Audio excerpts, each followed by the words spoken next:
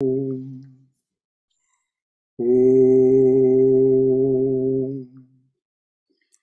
Om Sahana Vavatu Sahano Bhunaktu Saha Viryam Karavavahai Tejasvina Vaditamastu Ma Vidvishavahai. Om Shanti Shanti Shanti. Om. May the Divine Being look over us lovingly as a mother and father.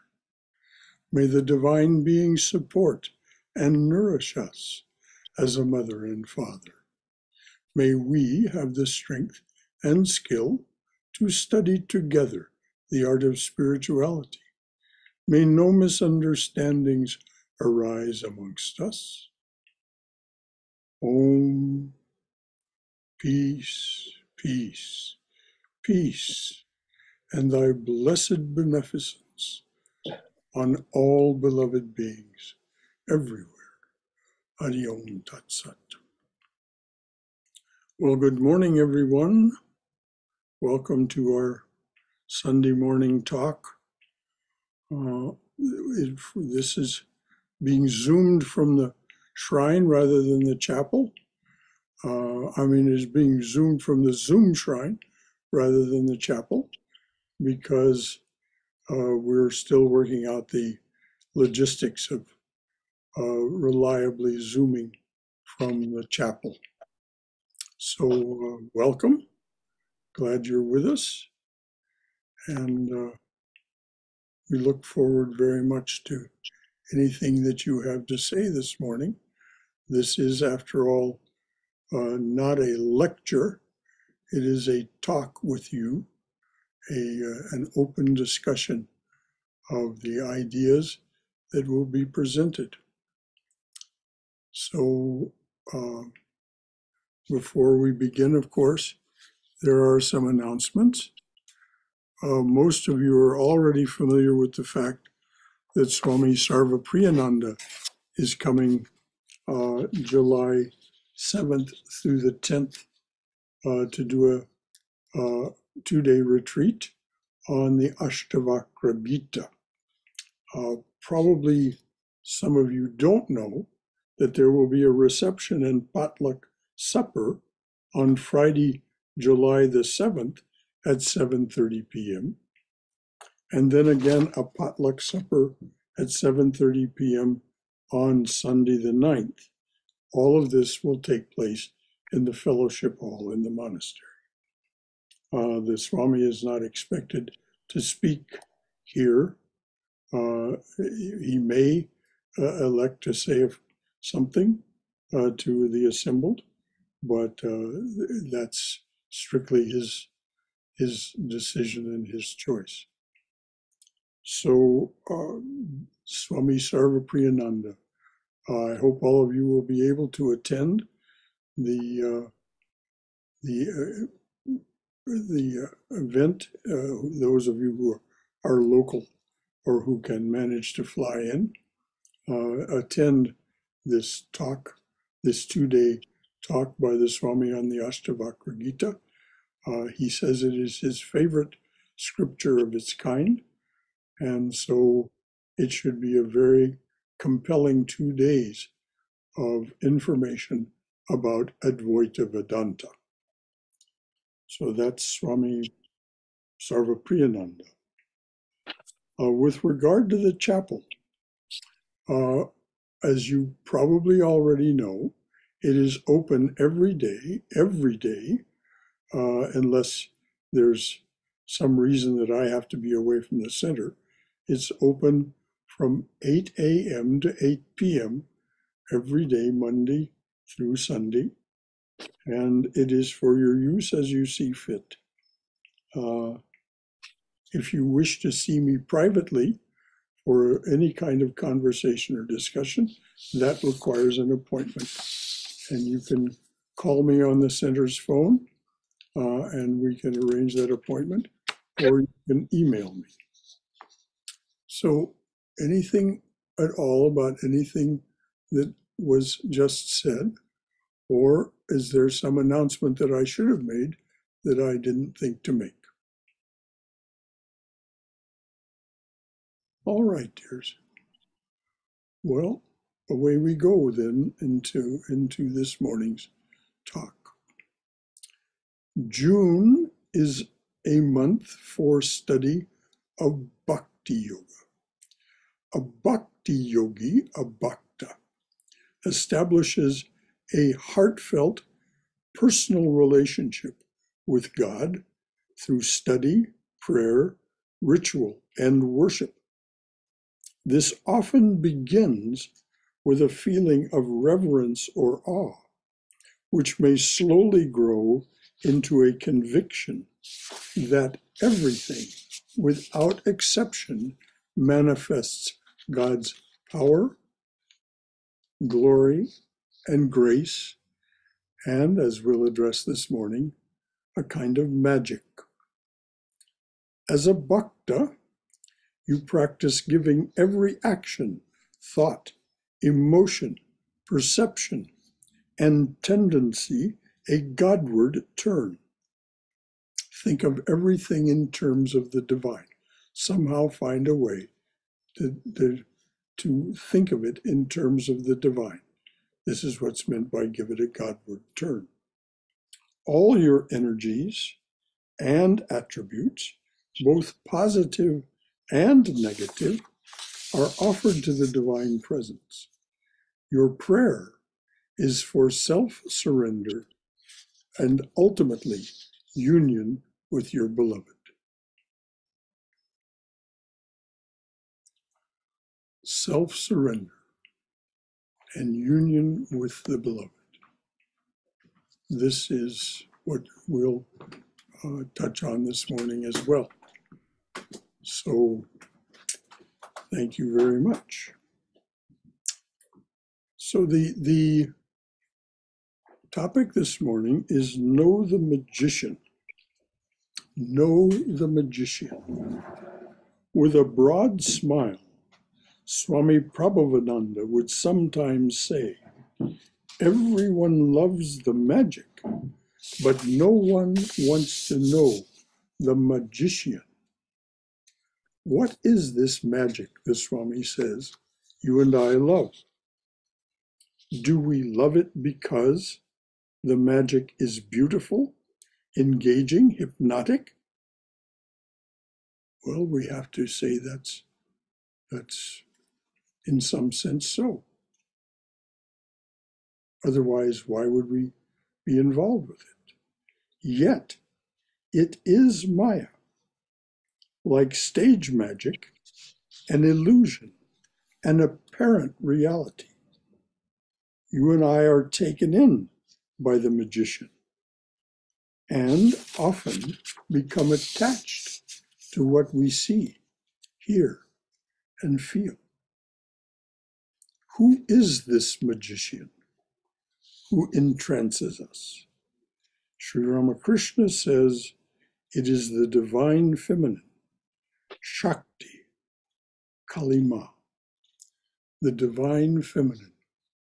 After 3 days worshiping and meditating at a mother temple in Kashmir, Swami Vivekananda returned to say,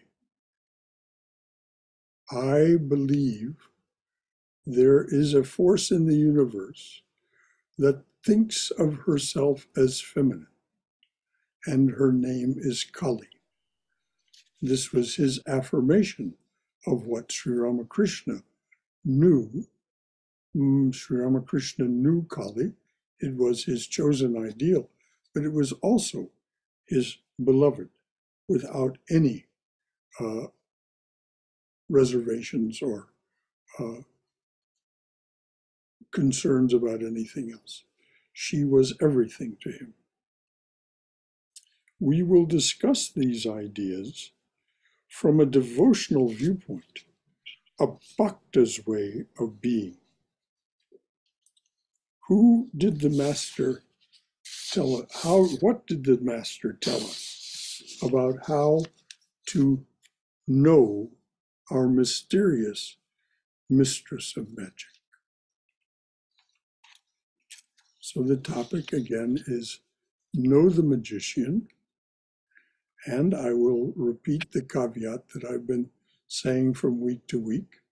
Please understand, this is a discussion of the viewpoints, the opinions of an informed teacher. This is not revealed truth. It is not meant to be something that you should or must practice in any way.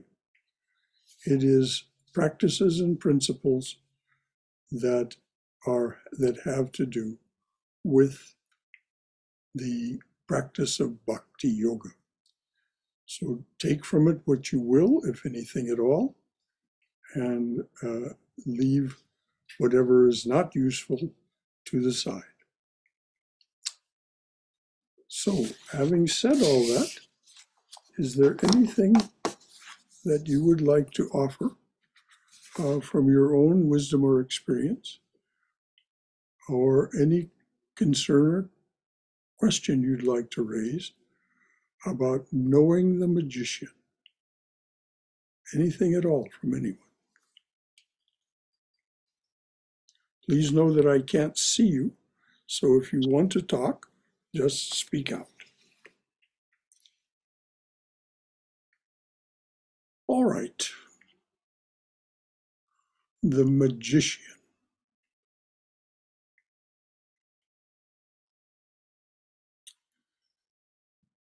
John O'Donohue wrote a book called Beauty, the Invisible Embrace. Beauty, the Invisible Embrace. And this is the fact of Maya. This is the fact of our life as an embodied being with body, intellect, mind, and senses. We perceive, as best we can, this magic that the divine feminine is producing for us. It is an all-encompassing embrace.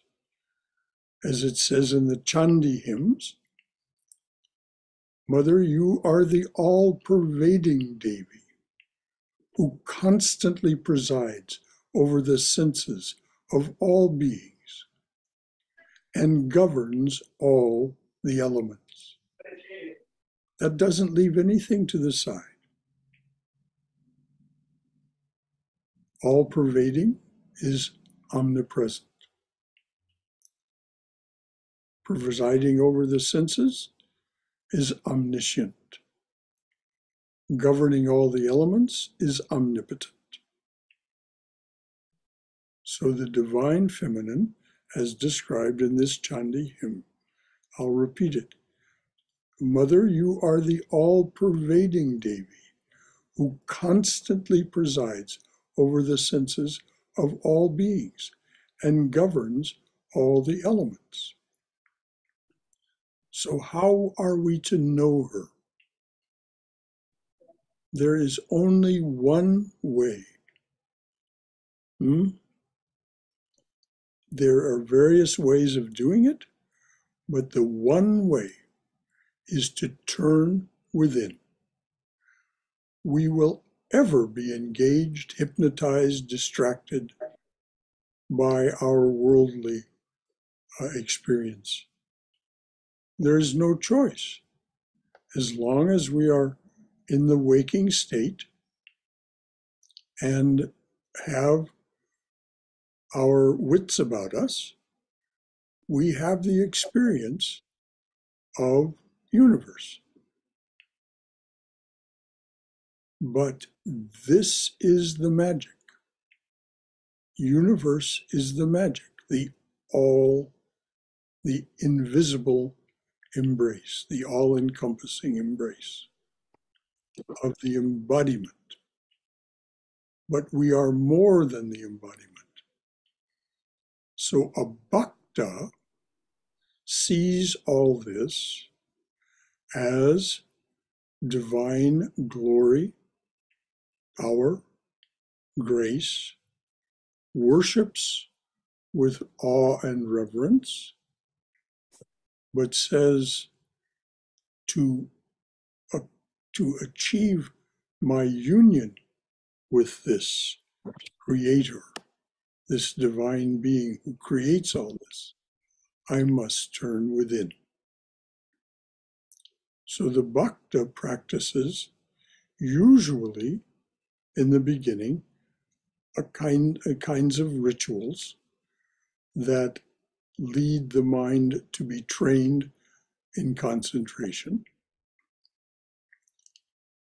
worshipful rituals, and then most auspiciously begins to practice some form of meditation. It may be mantra meditation. That is what is taught to us if we take initiation by a Ramakrishna order Swami. Mantra, and we receive detailed instructions and a mantra, and we proceed in that way to train the mind to direct itself away from the world of thoughts, feelings, and perceptions, and to the deeper sense of the divine being within, which is known as the Atman or Brahman, or simply to the bhakta, God or mother, depending on who the chosen ideal is. So the thoughts are directed again and again and again through the use of visualization, through the use of a mantra. Now, there are other forms of meditation, of course, but these are not normally practiced by the bhakta. The bhakta will practice, as I said, these forms of ritual in the beginning, which trains the mind in concentration. Then that concentration is turned within to find this divine being, this magician within ourselves. So please, anyone at all, what is your reaction to this? Do you have some comment from your own wisdom or experience about doing this? Or do you have any concern or question? And please be forthcoming. That's why this is meant to be a discussion. This is meant to be a dialogue. Anyone at all? Brother Shankara, this is Haima. Yes, Haima. Good morning and happy Father's Day, everybody. When we turn inward, the stillness speaks and we lose the fear with our chosen ideal. While we do that mantra, we lose the fear and we have become detached. Automatically the karma yoga happens. It takes a long time. All of us, it took me many years to get there, and I'm getting there. So I feel I am the magician, which I see my magic is working now as I become the musician. So I become the instrument of peace, no hatred. These all things happen as we progress in that bhakti marga. Thank you so very much, Haima.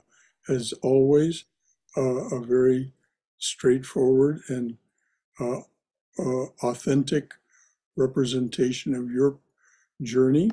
And of course, when you say it's taken a long time, this is our human way of thinking about time.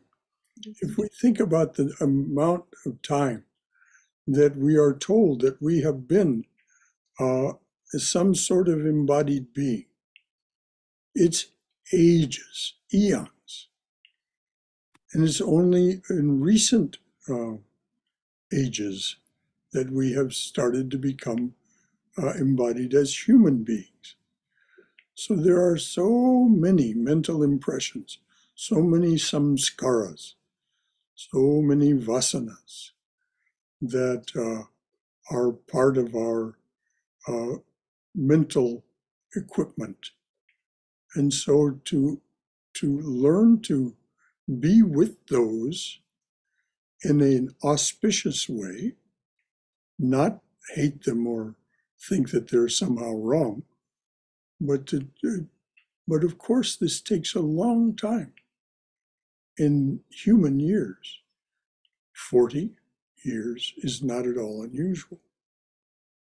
You know, people take that long to gain control of their mind and of their ability to see within. So thank you, Haima. That's exactly right. Anything else from anyone? Anyone in the room with me? I have a bunch of people here in the fellowship hall with me. Anyone at all? Anything at all you'd like to say or ask? Hey, Shankara, this is Tom. Yes, Tom. So, you know, I've been thinking a lot about, well, you said we're in a new world. I mean, in a conversation a few days ago, we're in a new world with Zoom. And I see that, you know, that, yeah, I would rather sit here and be on Zoom than get in my car and drive over to the center just because I don't like driving. So, but I got curious about this. You know, now we're not limited by physical space. And I did a Google of Vedanta on Zoom. And there's a bunch of Vedanta places all over the country that are on Zoom. And then I came to it. Vedanta USA had a thing about Zoom etiquette. And they said that you should not eat or drink when you're on Zoom because it's distracting to other people. And I wonder how, well, one thing I noticed is that there's 17 people listening to this, but only 5 of us have our videos on. So I wonder if the other 12 are all eating or, you know, doing who knows what. But for one reason or another, the other 12 people don't want their videos on. They don't want to be seen. I guess I don't have it. I want to open this up for discussion. If you're open to that, this may be too much of a distraction from what the class is today. But yeah, is it distracting? Like, say if well, you can't see me, but the other people on Zoom, I lift up this cup of tea and I take a sip. Is that distracting? Should I not do that? I think eating is kind of distracting. Earlier I was eating and then I started to think I shouldn't be eating on camera. Well, you know, Tom, this is part of the magic. Zoom is part of the new magic that allows us, as you say, to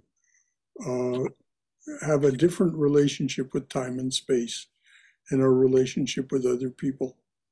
Now, first of all, I'm not at all convinced that your assertion that people don't want to be seen, that's why they have their screens turned off, and whether they're doing something that would be distracting to others is unknown to us, of course, unless we could hear it. But I think people have a perfect right to keep themselves private by not turning on their video if they don't want to. So there we are. I agree. Come on in, dear. Come on in and sit down. Please come in. The thought of being find a seat. I agree. People have a perfect right to keep their video turned off for whatever reason. Yeah. I miss seeing the people, you know. Well, that's one of the things about face-to-face meetings. Yeah. We now have, I don't know, it looks to me to be about a dozen people here in the room with us. 8. How many? 8. 8. Okay. Well, so. Well, then I'm going to come next week I thought that there wouldn't be anybody there in person.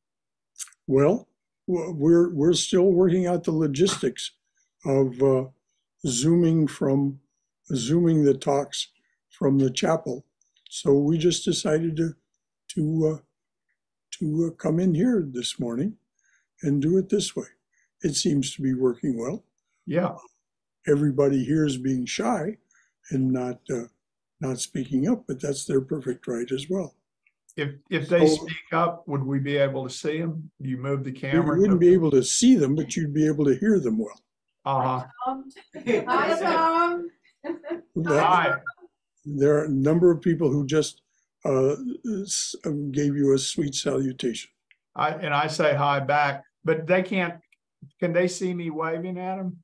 No, Okay. they're behind the computer, not in front of it. Okay. So otherwise, you'd be able to see them. Okay. Right. You can see me, but you're not able to see them.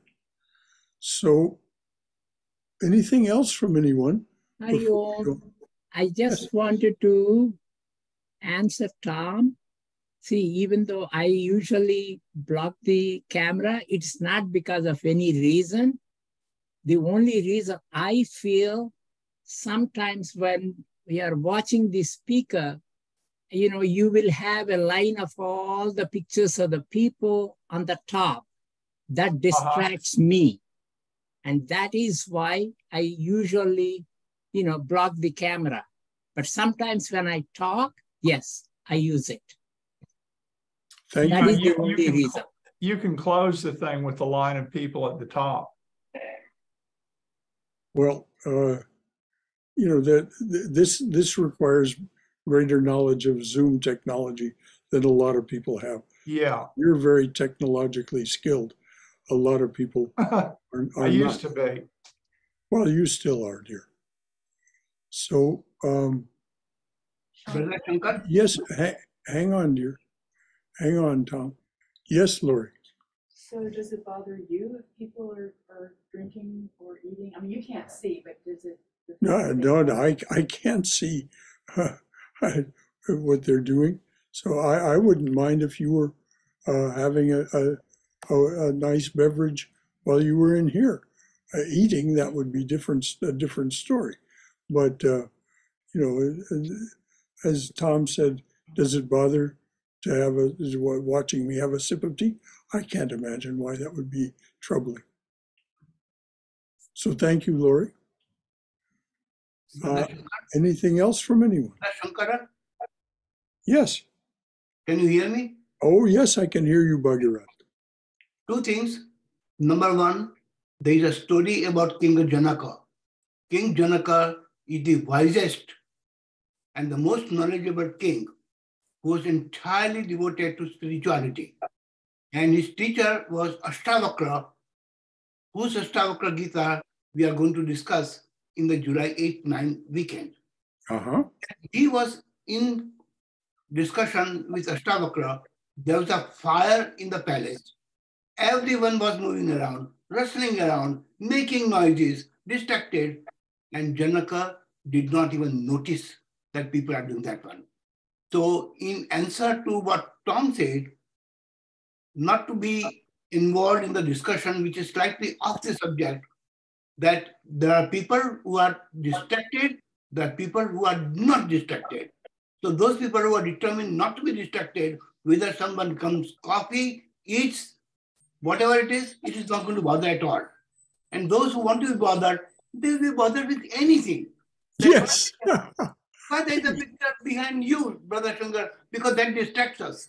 Oh no, that is the point. But coming to your original discussion, it is amazing when you say magician, because many times as a physician, people think that a physician is a magician. Not only that, but sometimes they say, you are God. And unfortunately, physician starts believing it. But there are physicians like Dr. Paret from France. He says, I only stitch the wounds, God heals them. God is a healing power. So coming back, the physician, for example, as a magician, wants to find out what makes the body, how much of protein, how much of carbohydrate, how much of copper, how much of zinc, alum, and so on and so forth. But if you give him all those elements and say, make a human being, he cannot do that one. Mm-hmm. And that is the reason why sometimes it's a good idea to know the magician in its elemental sense. Hold on, no. Somebody's got their Zoom on here, and we're getting they've got their mic on, and we're hearing the feedback. We're trying to turn it off. Please do. Have we got it off? Very good. Okay. So thank you, Bhagirath. Sorry for the distraction in the room. All of what you said, of course, is very true. And of course, there's only one magician, the all-pervading Devi. She appears as all of these different beings. This is what is so entrancing and perhaps confusing to us. How can this be that there's all these different beings and yet we're told there's one consciousness? Well, because the waking state, and for that matter, the dream state and the dreamless sleep state, are simply different forms of outward consciousness, having to do with the senses, the mind, the intellect, and the body itself. So this is what the magician has created. And of course, people get worshipful toward healers. This has always been a danger for healers. We read about this from ages past, that healers and saints were worshipped for themselves, and they would always say, no, the power that is achieving this is the power of God. And so it is the magician and the magician alone. But the question this morning is how to know the magician. So before I go on, is there anything else from anyone in the room or on the screen about what's been said or read so far?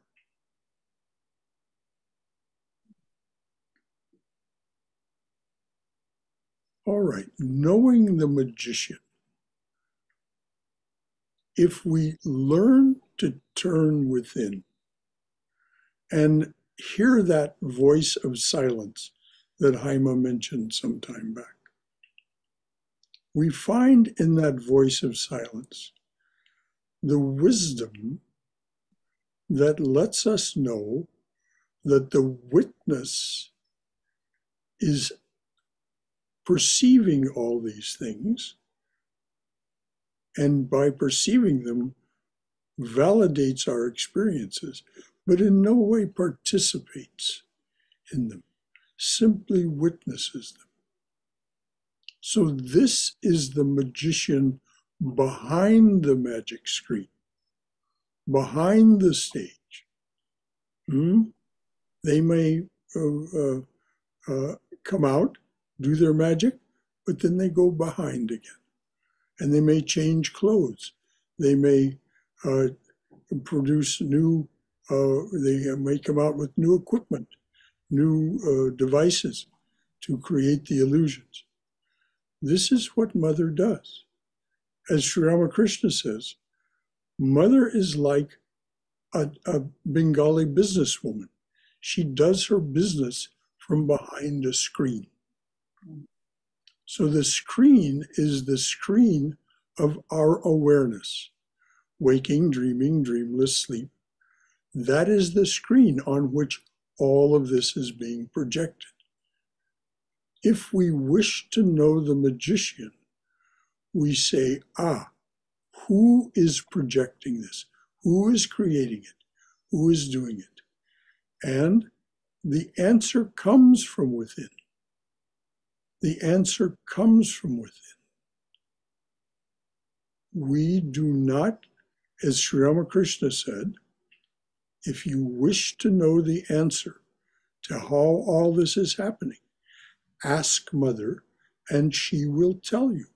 Ask the magician and she will tell you. Did he say this out of some theoretical idea?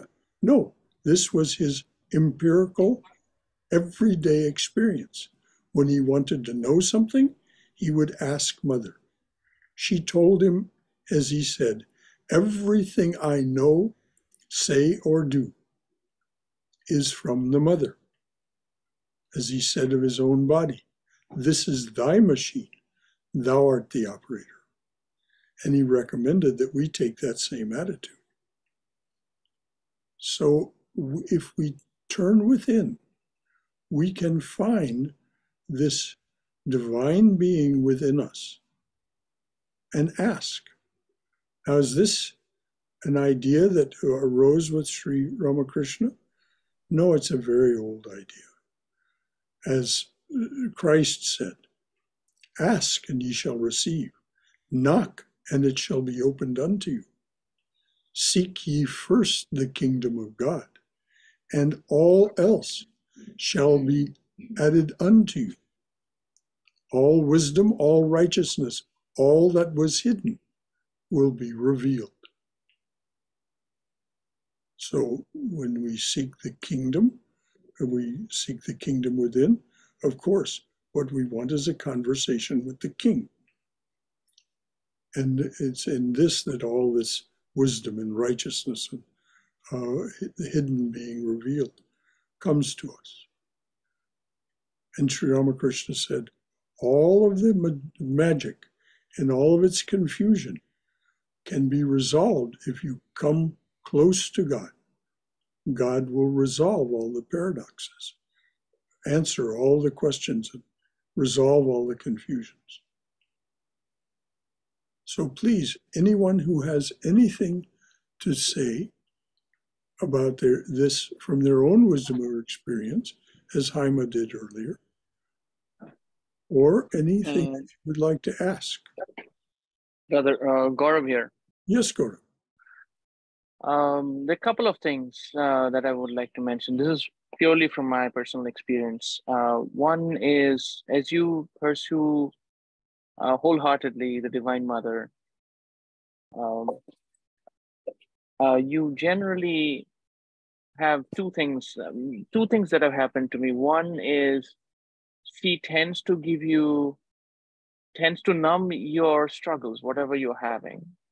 And then she gives you the capability or the buddhi or the vision of an objective view of your life, which is more like a bird's eye view. So she helps you remove from yourself from what's going on and gives you that idea that, okay, you're going to look at your life at a very high level. Those two I have experienced absolutely. Well, Gaurav, thank you. And this particularly this second thing that you said, all of what you said is really auspicious, and it comports with the scriptures and the teachings. But this bird's eye view of your life, that's exactly what I meant by when you turn within and you seek the Mother and you ask her, she gives you this, as you put it, bird's eye view.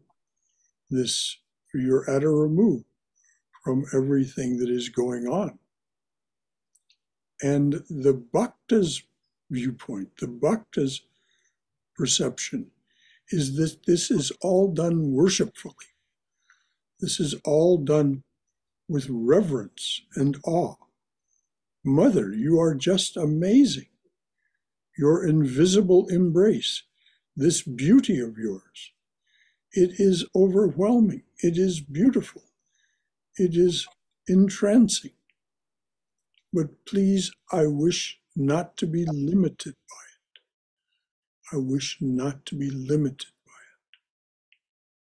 it. And can I add on to it, brother? She gives you an idea of your tendencies, the tendencies you're born with, the samskaras and stuff. You realize that this is what this spacesuit that I am adorning right now has.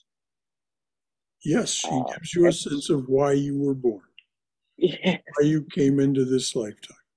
She definitely does that. And so this answers the question that so many people have. What is the purpose or meaning of my life? Well, there is no external answer to that question. The question comes from within. Why was I born? What was it? What did I come here to achieve? What did I come here to?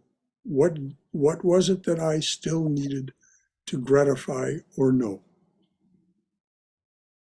And so you get a sense, as you said, of your tendencies. Very well said. You get a sense of what it is that you were born with as a way of being. And it's very illuminating. But as Haima pointed out, it takes a long time in human years. It's not something that comes easily. But it does happen. Anything else from anyone? Thank you, Guru. Anyone from here in the room? Anyone on the screen? Anything at all?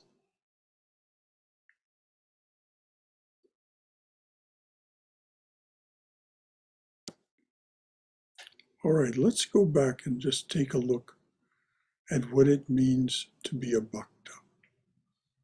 A bhakta does not take the world to be unreal, does not see the world as a dream. They see it as the divine being's magic, entrancing, compelling, gratifying, meant to be enjoyed, meant to be enjoyed. As Sri Ramakrishna says, I eat, drink, and make merry, and enjoy the company of the devotees.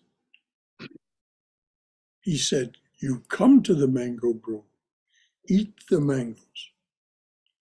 So the bhakta's attitude is, this is not a world to be rejected. We are to embrace the embrace. We are to surrender ultimately to that embrace. And when we surrender totally to that embrace, then that embrace becomes something not only external, but internal as well. And we are then in union with our beloved and live as a realized soul. This is the way of realization for a bhakta. And one of the ways, the way we're talking about this morning, to achieve this relationship is to know who we are in relationship with. You can't have a really successful relationship with someone that you only know hazily or a little bit. There will be an acquaintanceship, but there won't be a deep, heartfelt, personal relationship, a deep friendship, a love that goes beyond mere friendship. This is what the bhakta is the heartfelt desire of the bhakta is for this personal, deep, loving relationship. Anything at all from anyone?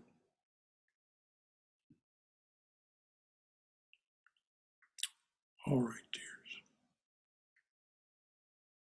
So, as I said, the bhakta looks on all of this as a gratifying world meant to be enjoyed, but not meant to be a trap, not to be a limitation. It will come and go. It will come and go with this embodiment. This body will live however many years it's going to live.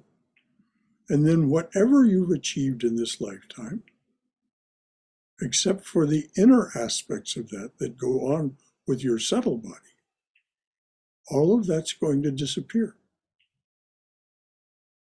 There's a funny bumper sticker that I saw in California. He who dies with the most toys wins. It's just comical. I think it's meant to be comical. Wins what? Wins another lifetime, that's all.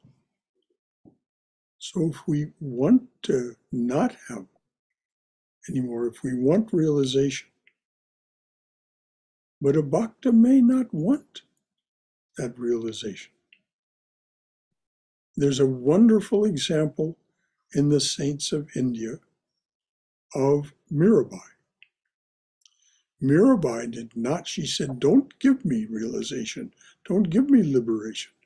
She says this to Krishna, don't do that. Let me be born again and again, so that I may be in this loving, heartfelt, personal relationship with you. And she wrote song after song after song about their loving relationship.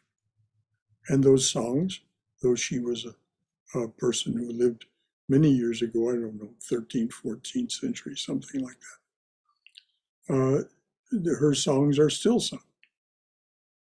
And of course, within the Catholic tradition, we have Saint Teresa of Avila, who also, she did not want to go and not come back.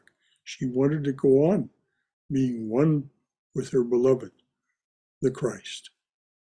And her poems and hymns are very, very powerful. So we turn within, we find the magician there, we ask the magician to tell us about her, we'll say her magic, because that's the way it's told to us by Sri Ramakrishna and others. We ask her to tell us about her magic. She tells us what it is and why it is. And as Gaurav said, we get some sense of why we came, what our tendencies are. And so then it's much easier to resolve all that, to not have it be an entrapment. But it absolutely requires turning within. We will never figure it out. The limited human mind, finite, changing, time-bound, can never figure out the infinite, the changeless, the eternal. As Swami Prabhavananda said, trying to do that, trying to figure it out with this mind of ours, is like trying to empty the ocean of consciousness with a teaspoon.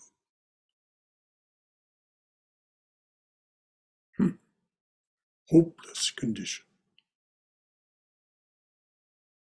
So we must turn away from the figuring it out. As Sri Ramakrishna said, you've read enough. You don't need to read anymore. You've read enough books. Now turn within. Assimilate what you've read. Turn within. Chant the name of the Lord. As Sri Chaitanya says, chant the name of the Lord and his glory unceasingly, that the mirror of the heart may be wiped clean and quenched that mighty forest fire, worldly lust, raging furiously within. So in the clean mirror of the heart, we see reflected in all her glory the magician, And by chanting the name, we have quenched that mighty forest fire of her magic that is so infernally and distracting, so infernally distracting on a daily and even moment-to-moment basis.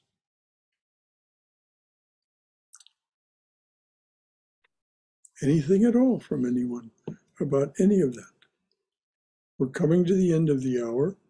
There's still room for discussion, still time. Yeah, brother, just to kind of add on to the reading, like we don't have to read anymore. Basically, you have to experience it, experience the divine, and you got to work towards it by internalizing your thoughts and you got to look inwards. So if you look at like Sri Ramakrishna or Jesus Christ, nobody really had any formal education. Precisely. And they didn't read books. Exactly. Sri Ramakrishna said, everything I know the mother told me. Now, he would ask that certain books be read to him, but not for his own purposes, for the purposes of training the mind of such as Swami Vivekananda, or as he was in the days when Sri Ramakrishna was training him, Narendranath Datta. So he asked that certain, particularly Advaita books, be read to him by Vivekananda or Narendranath. Not so that he would know what was in them. He already knew what was in them because Mother Ted told him. He said, she's explained everything to me. Everything that's in the Vedas, everything that's in the Puranas, everything that's in the Tantra, everything in all of the scriptures. She has explained it to me. She has told me what I need to know. And he said, furthermore, she will do the same for you if you ask. She will tell you what you need to know.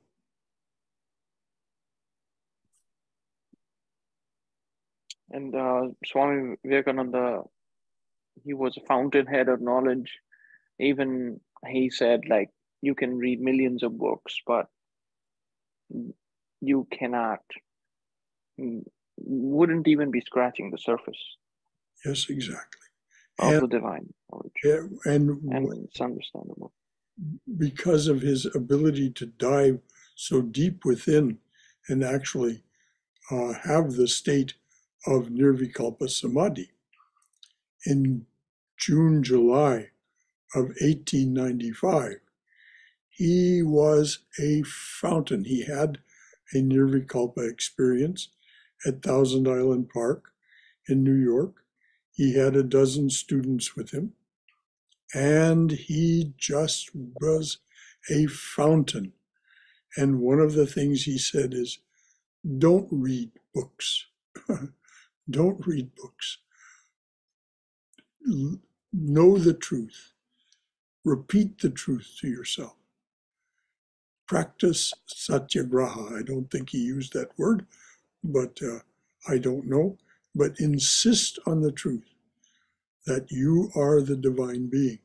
In the terms that we're talking about this morning, insist that you are the magician. And you're not limited by that. You are beyond, both within and beyond time, space, and causation. Anything else from anyone?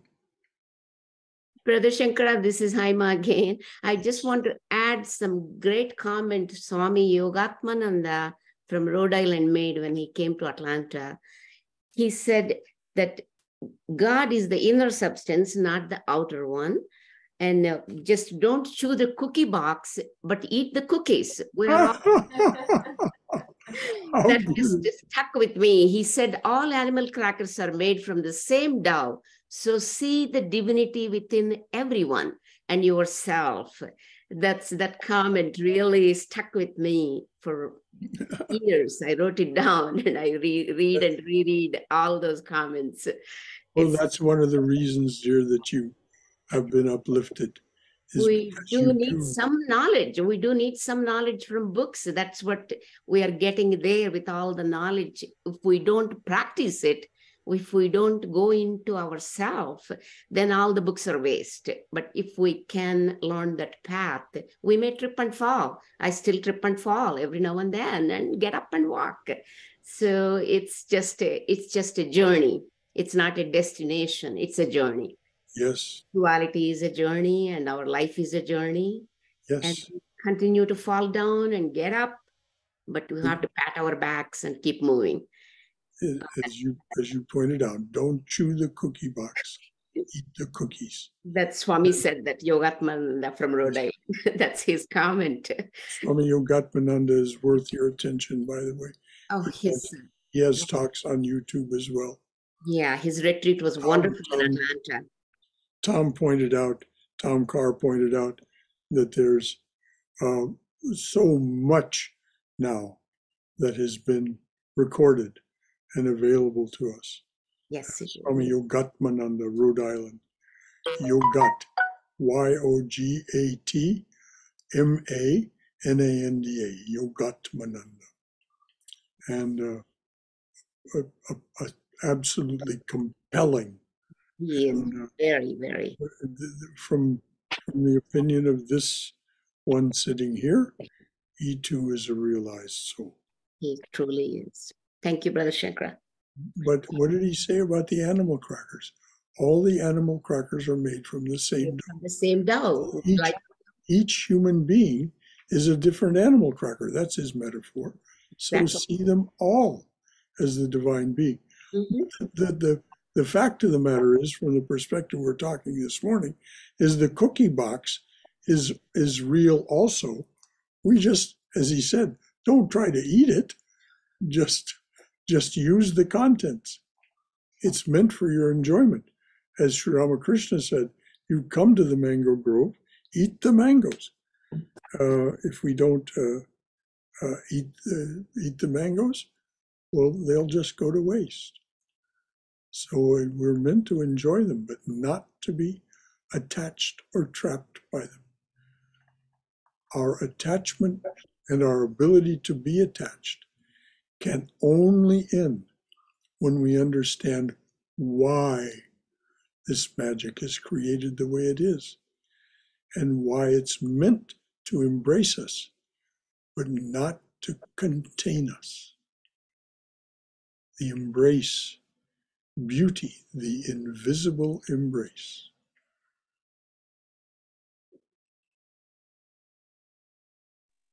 So, any final thought or concern or question from anyone?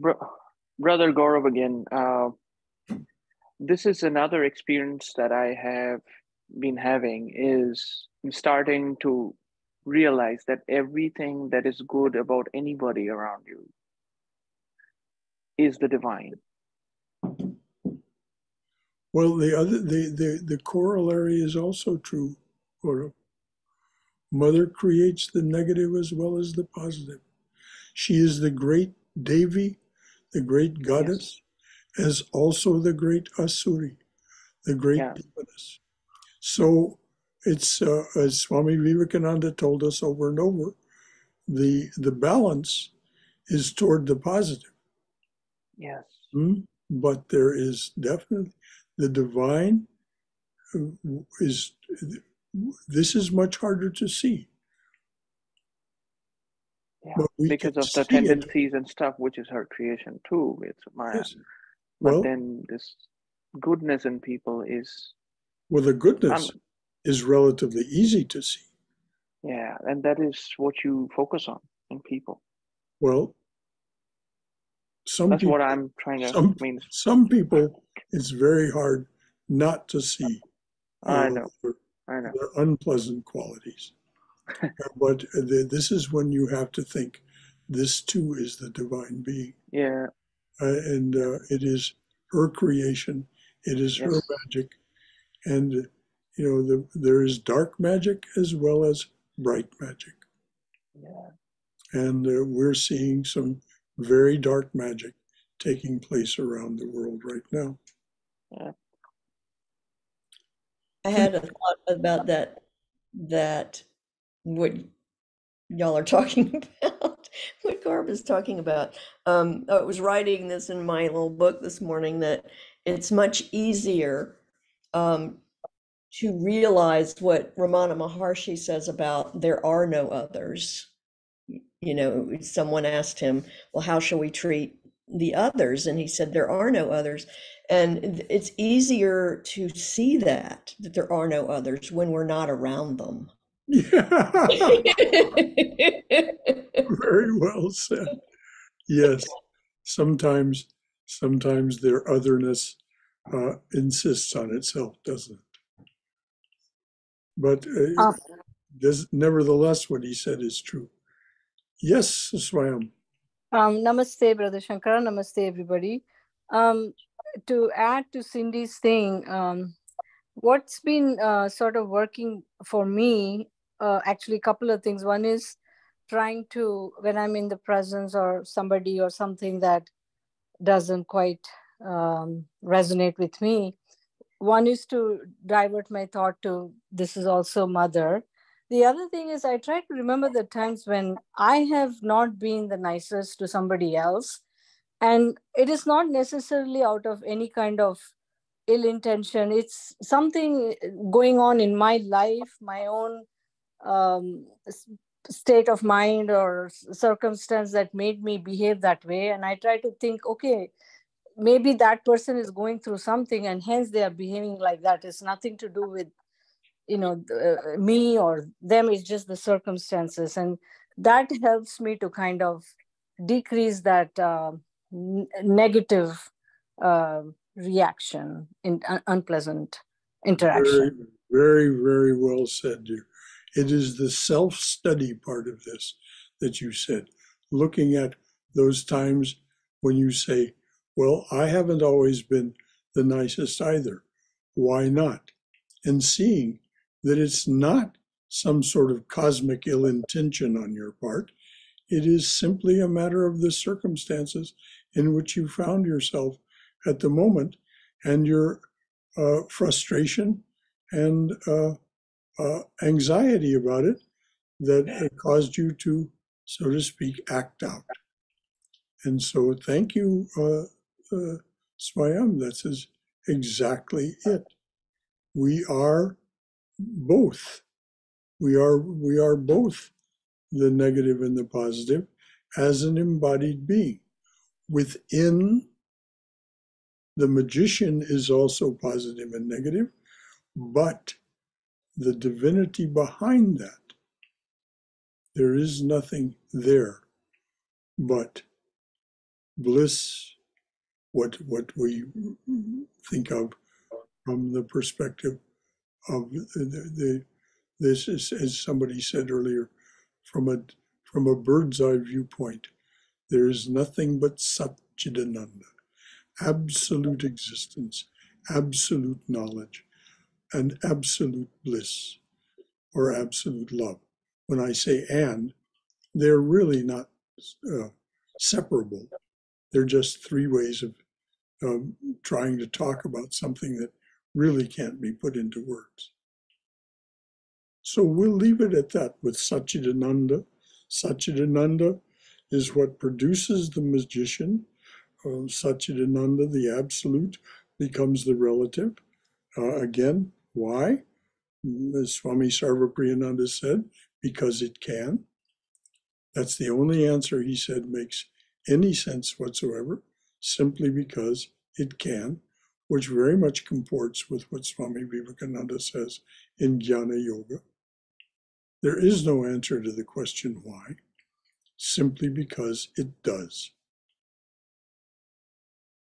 So Satchidananda is the root source, but it is only through realization that we come to even begin to understand the meaning of the word Satchidananda. Absolute existence, absolute knowledge, absolute love or bliss. Any final thought at all from anyone? Well, I'm so, yes, please, dear. This is kind of changing the subject a little bit, but I just wanted to say that as a bhakta karmi myself. Please speak up, dear, so that people can hear you. As a bhakta karmi myself, part of my daily prayers, or it's a quote from Charles de Foucault prayer, but it's "Thy will be done in me and in all your creatures." Thy will be done in me and in all your creatures. Lori says this is her prayer, her daily prayer. Thy will be done in me and in all your creatures. Now, the recognition is that we come to is that it is being done in us and in all the creatures, because there is only one volition. Mother herself, the magician, is the source of all volition. But it is for us to recognize this through our spiritual practice, which is why Lori says she's practicing as a bhakta karmi, to come to understand that that will is being done through her and through all living beings. Thank you, Lori.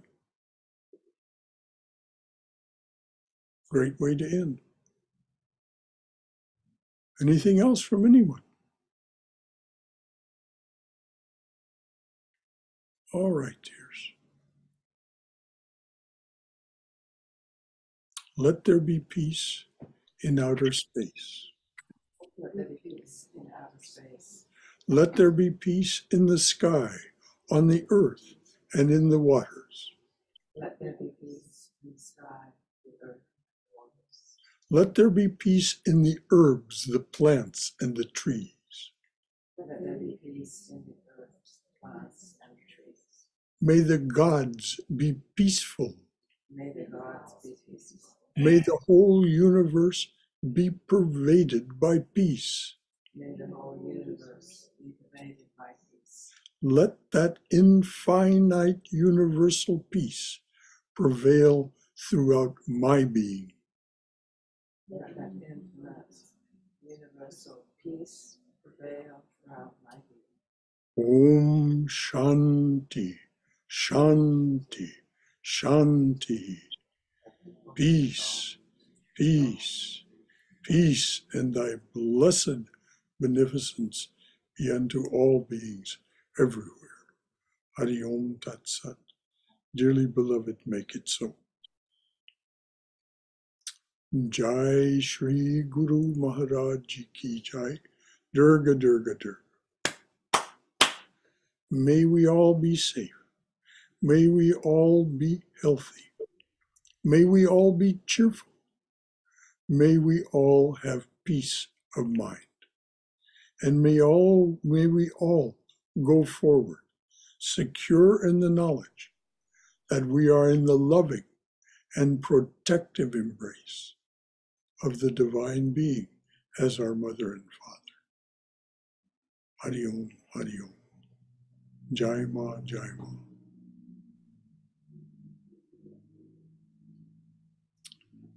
Oma Satoma Satkamaya. Tamasoma Jyotirgamaya. Mrityorma Amritangamaya. Abir Abir Moiti. O dearly beloved, lead us from the unreal to the real. Lead us from this endless noise and relentless delusion to thine abode of clarity, serenity, and peace. To thine abode of silence, serenity, clarity, and peace. Lead us from darkness to light. Lead us from darkness and ignorance to the brilliance of thy wisdom and love. Lead us from death to immortality. Light us through and through. Light us through and through. with thy everlasting, shining presence. Hari Om Tat Sat. Dearly beloved, make it so. Shanti, Shanti, Shanti. Peace, peace, peace.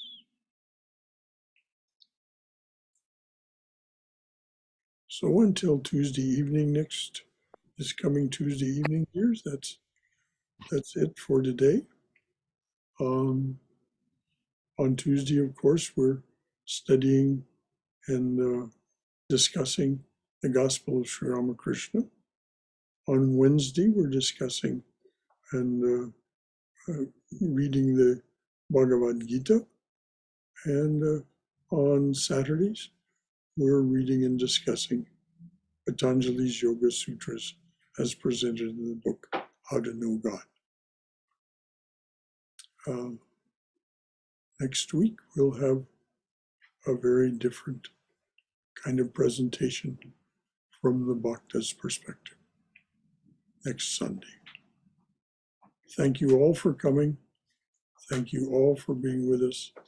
May you be well and in bright spirits.